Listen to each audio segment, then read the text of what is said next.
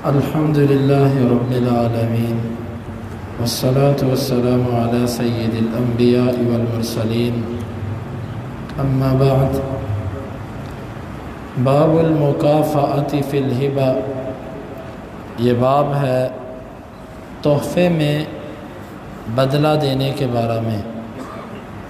امام بخاری کہتے ہیں کہ ہمیں بیان کیا مسدد نے، وہ کہتے ہیں ہمیں بیان کیا عیسیٰ بن یونس نے، وہ ہشام سے، وہ اپنے والد سے، وہ عائشہ رضی اللہ عنہ سے، وہ کہتی ہیں کان رسول اللہ صلی اللہ علیہ وسلم یقبل الہدیہ، آپ تحفوں کو قبول کیا کرتے تھے، ویثیب علیہا، اور اس پر بدلہ دیا کرتے تھے۔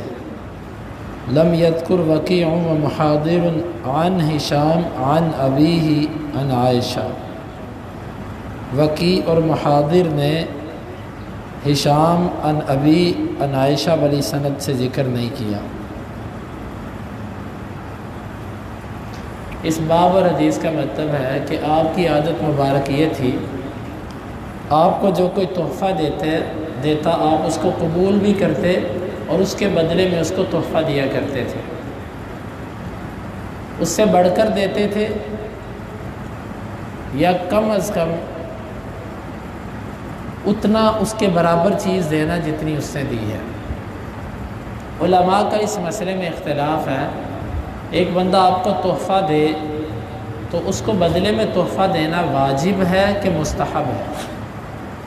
بعض علماء کہتے ہیں کہ واجب اور فرض ہے، کیونکہ نبی کریم صلی اللہ علیہ وسلم نے زندگی بھر جس سے بھی تحفہ لیا اس کو اس سے بڑھ کر دیا، تو یہ واجب ہے۔ اور کچھ علماء کہتے ہیں کہ واجب نہیں بلکہ مستحب ہے، کیونکہ نبی کریم صلی اللہ علیہ وسلم کی سیرت طیبہ یہ آپ کے کریمانہ اخلاق تھے کہ جو آپ کو تحفہ دیتا آپ اس کو بدلے میں ضرور کوئی چیز دیتے تھے۔ واجب اور فرض کا درجہ یہ چیز نہیں رکھتی۔ جمہور اہل علم یہی کہتے ہیں کہ یہ واجب نہیں ہے، فرض نہیں ہے، لیکن بہرحال فرض اور واجب اور مستحب ہونا ایک الگ بحث ہے۔ اتنے سے یہ ضرور پتہ چلتا ہے کہ کسی کا تحفہ اگر کوئی دے تو اس کو تحفہ دینا بھی چاہیے۔ لیکن کچھ ہمارے ہاں رسمیں چل چکی ہیں، مثال کے طور پہ نیوندرا دیا جاتا ہے، یا اسی طرح مرنے پر روٹی پکائی جاتی ہے، پھر اس کو قرض سمجھا جاتا ہے۔ یہ تو خرافات ہیں، یہ تو خلاف شرع چیزیں ہیں، یہ درست نہیں ہے۔ یہ کسی کو تحفہ دینا اور چیز ہوتی ہے، تحفہ کوئی دے نہ دے اس کی مرضی ہوتی ہے، اس کو کوئی پوچھنے والا نہیں ہوتا۔ آپ کسی شادی پر نیوندرا نہیں دیتے تو آپ دیکھیے گا پھر آپ کو اگلا کارڈ بھی نہیں آئے گا۔ آپ اگر کسی مرے کی روٹی نہیں پکاتے تو آپ کے مرے پر کوئی پوچھے گا بھی نہیں آپ کو۔ تو یہ تو اور چیز ہے، اور تحفہ دینا، ہدیہ دینا اور چیز ہوتی ہے۔ تو تحفے کے اندر آپ صلی اللہ علیہ وسلم بدلے میں تحفہ دیا کرتے تھے۔ تو یہ جو باقی ہمارے ہاں چلے ہوئے قرض ہیں، ہمارے ہاں چلی ہوئی یہ خلاف شرع چیزیں ہیں، ان کے اندر کوئی جو ہے وہ ایک دوسرے کے ساتھ تعاون نہیں ہونا چاہیے۔ تو اس حدیث سے ہمیں یہ نبی کریم صلی اللہ علیہ وسلم کی سنت معلوم ہوئی، آپ بدلے میں تحفہ ضرور دیے۔ ہاں یہاں پر یہ بحث بھی ہے کہ بعض دفعہ کوئی شخص بدلہ لینے کی نیت سے بھی تحفہ دے سکتا ہے۔ مثال کے طور پہ غریب اور فقیر آدمی ہے اور کسی مالدار آدمی کو تحفہ دیتا ہے اور دل میں یہ نیت رکھتا ہے کہ چلو یہ بھی مجھے کچھ دے گا، جائز ہے۔ یا وہ یہ رکھتا ہے سوچ کہ میں اس کو تحفہ دے دیتا ہوں، یہ بدلے میں مجھے اس کے پیسے دے دے گا، جائز ہے۔ اہل علم نے اس کو جائز لکھا ہے کہ غریب اور فقیر اپنے سے بڑے کے ساتھ یوں تحفے سے تعلق قائم رکھ سکتا ہے۔ جس طرح اکثر دیہاتی نبی کریم صلی اللہ علیہ وسلم کے پاس کوئی نہ کوئی چھوٹا موٹا تحفہ لے آتے، پھر اس سے 10 گنا زیادہ لے کر جاتے۔ تو یہ جائز ہے، کوئی غریب آدمی کسی امیر آدمی سے اس نیت سے بھی لین دین کر سکتا ہے۔ اگلا باب بہت ہی اہم ہے، اس کا کچھ حصہ آج اور باقی اس کی تشریح انشاءاللہ کل کے درس میں۔ باب الہبۃ للولد، یہ باب ہے بیٹے کو کوئی چیز تحفہ کرنے کے بارے میں۔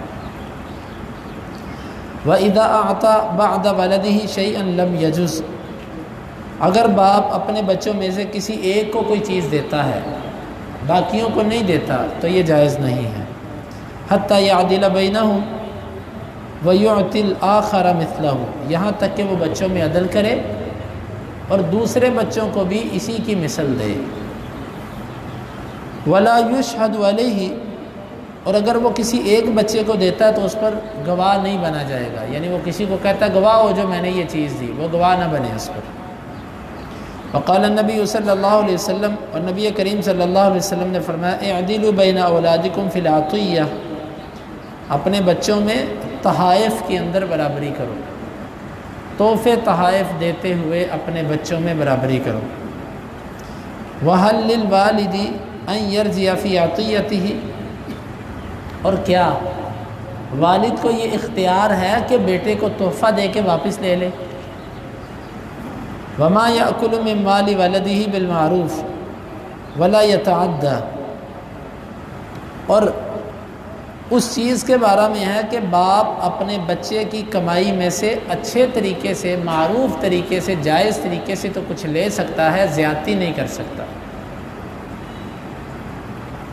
واشترى النبی صلی اللہ علیہ وسلم من عمر بعیرا، نبی کریم صلی اللہ علیہ وسلم نے عمر سے اونٹ خریدا، ثم اعطاہ ابن عمر، آپ نے عمر سے خرید کے عمر کے بیٹے کو دے دیا۔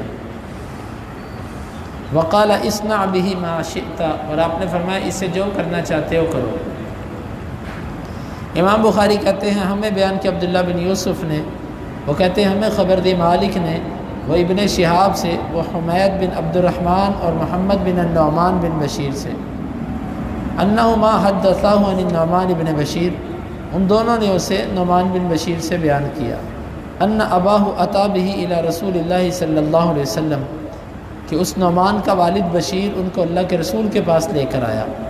فقال انی نحلت ابنی ھذا غلاما، میں نے اپنے اس بیٹے کو ایک غلام تحفہ کیا ہے۔ فقال، آپ صلی اللہ علیہ وسلم نے فرمایا اکل ولدک نحلت مثلہ، کیا تو نے اپنے ہر بچے کو ایسا ہی دیا ہے؟ فقال لا، آپ نے فرمایا نہیں۔ آپ نے فرمایا فرجعہ، بس اس میں واپس ہو جا، وہ اس سے بھی واپس لے لے، اگر سارے بچوں کو تو نے تحفہ نہیں دیا تو اس سے بھی واپس لے لے۔